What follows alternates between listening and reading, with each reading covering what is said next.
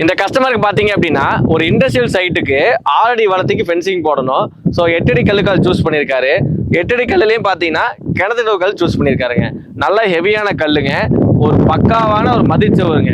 கிட்டத்தட்ட ஒரு காம்பவுண்ட் சவர் எழுப்புனா எப்படி இருக்குமோ அதே சேம் பர்ஃபெக்ஷன்ல பாத்தீங்க அப்படின்னா இந்த ஃபென்சிங் அமைஞ்சிருக்குங்க. இதோட கேப்புகள் பாத்தீங்க அப்படின்னா 2.5 இன்ச் கேப் சுப்ரீம் பிராண்ட் போட்டுங்க. 12 கேஜ் திக்னஸ்ல டபுள் சைட் ட்விஸ்ட் மாடல் நம்ம மாதிரியோட பிராண்ட்ல போட்டுங்க. 6 feet ஹைட் சூஸ் பண்ணியிருக்காருங்க. ஸோ இதுக்காக என்ன பிளான் பண்ணியிருக்காருன்னா 4 லைன் ஆஃப் முள்ளு கம்பி பிளான் பண்ணால ஸோ இதோட ஸ்ட்ரென்த் வைஸ் பார்த்தீங்க அப்படின்னா இன்னும் அதிகமாயிட்டு இருக்குங்க. இந்த ஃபென்சிங்கை பார்த்தீங்க அப்படின்னா முக்கியத்துவமே வந்து மேலே ஆட்கள் தாண்டவே முடியாத அளவுக்கு நம்ம ஸ்ட்ராங்காக ட்விஸ்ட் மாடல் இருக்கிறனால எட்டி குதிச்சு போக முடியாதுங்க. ஸோ அதே மாதிரி பார்த்தீங்கன்னா ஒவ்வொரு கல் இடைவெளியும் பார்த்தீங்கன்னா 10 அடி போடாமல் 8 அடி கேப் போட்டுங்க. ரொம்ப பக்காவாக ஃபென்சிங் பண்ணியிருக்காருங்க. கிட்டத்தட்ட 1600 அடிக்கு இந்த ஃபென்சிங் அமைஞ்சிருக்குங்க. எந்த இடத்துல நீங்க பார்த்தாலும் சரி நம்ம மாருதியோட double side twist model chain link fencing போட்டுங்க. சுப்ரீம் 100 GSM பிராண்டோட எம்போஸ்டும் இருக்குங்க. ஈச் அண்ட் எவ்ரி முள்ளு கம்பியில இருந்துங்க வலையில சரி எங்க பார்த்தாலும் சுப்ரீம் சீலோட இருக்குங்க. சுப்ரீம் மட்டும் சீல் இல்லாம சுப்ரீம் 100-120 GSM சொல்லி சீல் இருக்குங்க. தரமான கம்பி வேலி வாங்க நம்ம மாருதி வயர் நெட்டிங்க்கு வாங்க.